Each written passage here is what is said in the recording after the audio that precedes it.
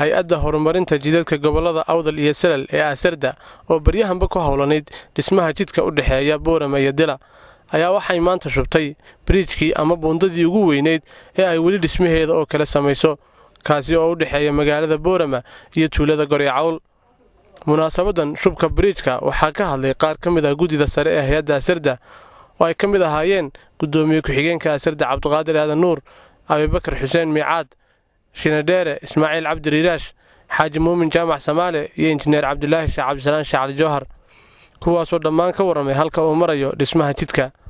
si aad wada ogsoontiin hawsha lagu jiro waa hawl aad u badan. waxaa noo haray 12 kiiloomitir. dadkii reer Awdal iyo reer Salal ee qurba joog ahaa iyo dadka qurba joog ee reer Soomaaliland ba dhammaantoodba waxaan doonaa inay naga caawiyaan. reer Soomaaliland ba wax ka doonaynaa. qurba joog reer Soomaaliland haday reer Hargeysa yihiin iyo haday reer Berbera yihiin iyo haday reer Burcaba yihiin iyo haday reer Soolba yihiin dadka qurba joog ee reer Soomaaliland ba wax ka doonaynaa. reer Soomaaliland ba wax ka doonaynaa. mashruucii hore ee saad ee Shinadheere runtii uu keenay iyadana kama aanu samrin.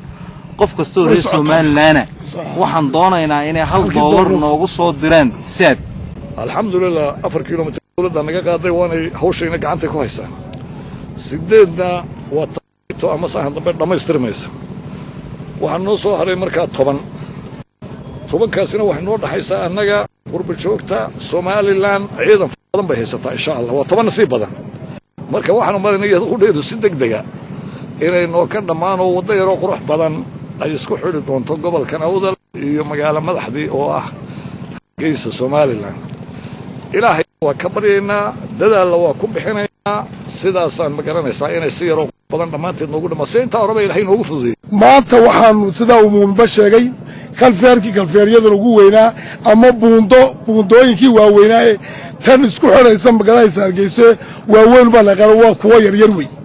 waa kuwa taa ka yar ayaanu shubaynaa oo maxay ahayd biyo mareen ah oo wadada la'aanteed ayna u soconayno isku xidhmay.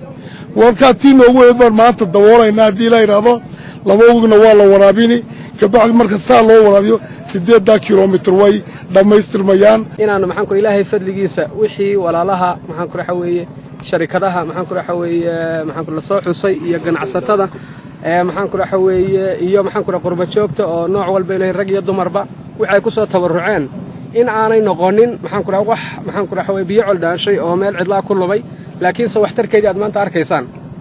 waxaan mar labaad iyo mar saddexaad ba maxaan ku boorinayaa walaalaha maxaan ku muslimiinta ah maxaan ku ugu horeeyaan maxaan ku qurba joogta Soomaaliland iyo cid kasta oo maxaan ku jecel tabarucaadka inaanu ka ballan qaadayno maxaan ku anigoo ah maxaan ku weeye khaasnajiga ururka Asarda in halkii aad ugu tala gashaan aanu maxaan ku lacagta marinayno. hawsha aanu ka qabanay wadada in fact waxa weeyaan waa hawl waa wada waxaan ugu tala galnay trunk road ah oo national road marka national road waxa weeyaan wadooyinka magaalooyinka waaweyn isku xidha way ka duwan yihiin.